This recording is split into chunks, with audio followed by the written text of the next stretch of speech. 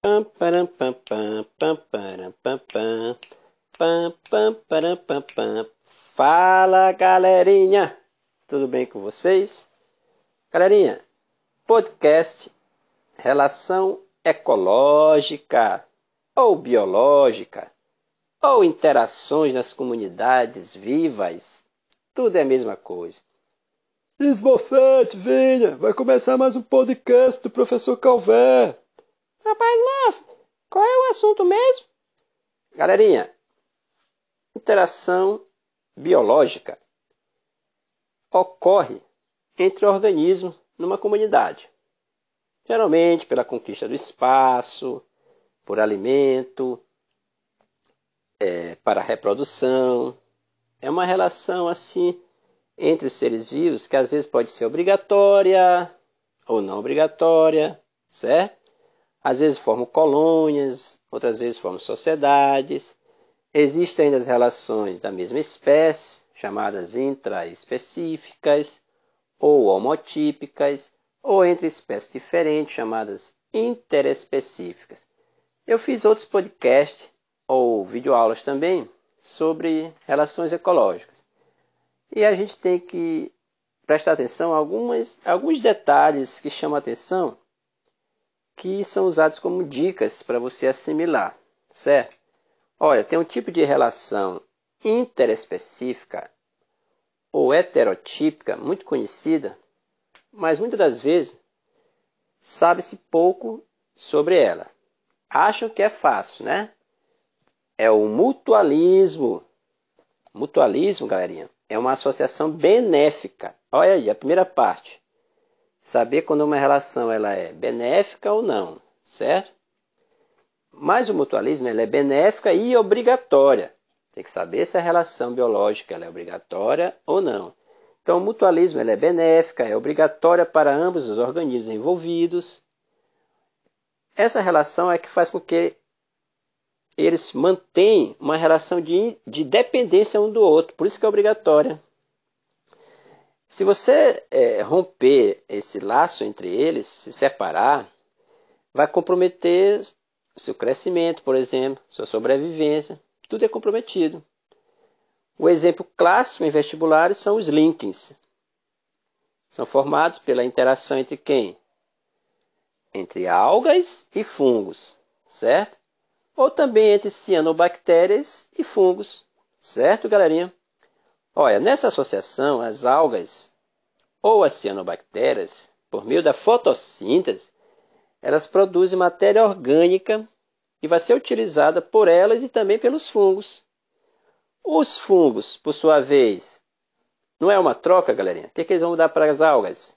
Eles vão obter do meio ambiente a água que eles precisam e os nutrientes necessários, né, para a sobrevivência deles e também das algas ou das cianobactérias.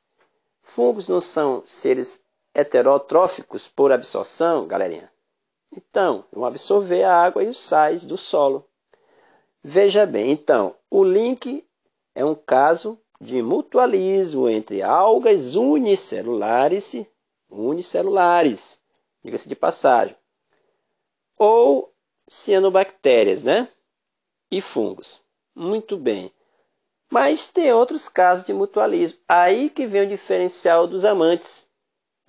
Galerinha, veja bem. Ruminantes. Ah, professor, eu não sei o que é ruminantes. Animais que ruminam, formam aquela pança, vive mastigando, come capim, graminhas, né? Por isso que é ruminante, porque vem de rumen, forma aquela pança. Aí quem são esses animais? Os bois, as cabras, girafas, entre outros. Eles apresentam também mutualismo com certas espécies de bactérias. Galerinha, essas bactérias elas se desenvolvem no tubo digestório desses animais, mais precisamente nesse tal de rumen, também chamado de pança, né? Essas bactérias elas fazem o que então? Elas digerem a celulose das gramíneas, do capim, que não poderia ser aproveitada se não fossem digeridas, né? Sem essa ajudazinha. Outra relação de mutualismo, como exemplo. Ocorre também mutualismo com as triconímfas. Triconímfas, galerinha, são protozoários flagelados. Tem a mesma utilidade para o capim. O que acontece? Esses protozoários vivem no intestino de quem? Dos cupins, gente.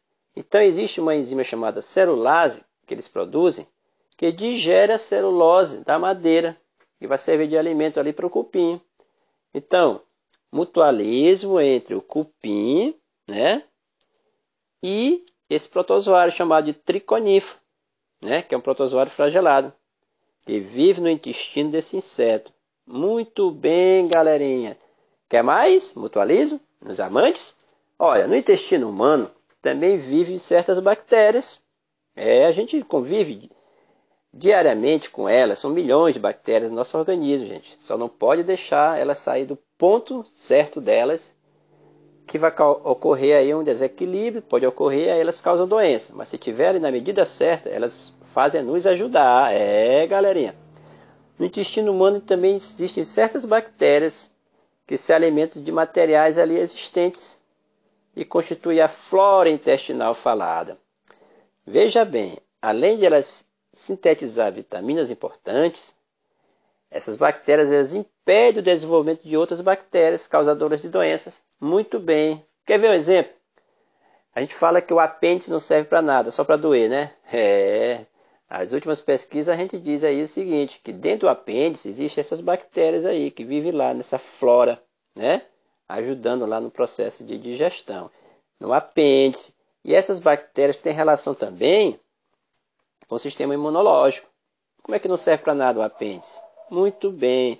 Então, quando essa população de bactérias, na verdade, é alterada, aí que causa essas infecções. Tem que ser tudo tendendo ao equilíbrio. Bom, outro exemplo de mutualismo tem ainda as associações entre bactérias fixadoras de nitrogênio e raízes de plantas leguminosas. Esqueceram? Bactérias fixadoras de nitrogênio que vivem lá no solo, né? E raízes de plantas leguminosas. Muito bem, como a soja, o feijão, são leguminosas. São relações também de mutualismo.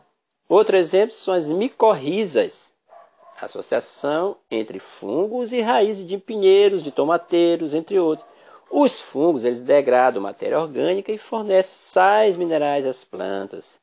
Aí vai haver uma troca, matéria orgânica produzida por elas durante a fotossíntese, certo?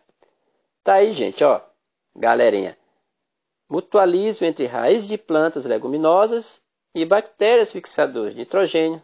Muito bem, vários exemplos de mutualismo, um tipo de relação interespecífica, benéfica, né? A troca de favores. Comente e dê um joinha no podcast. Abraços.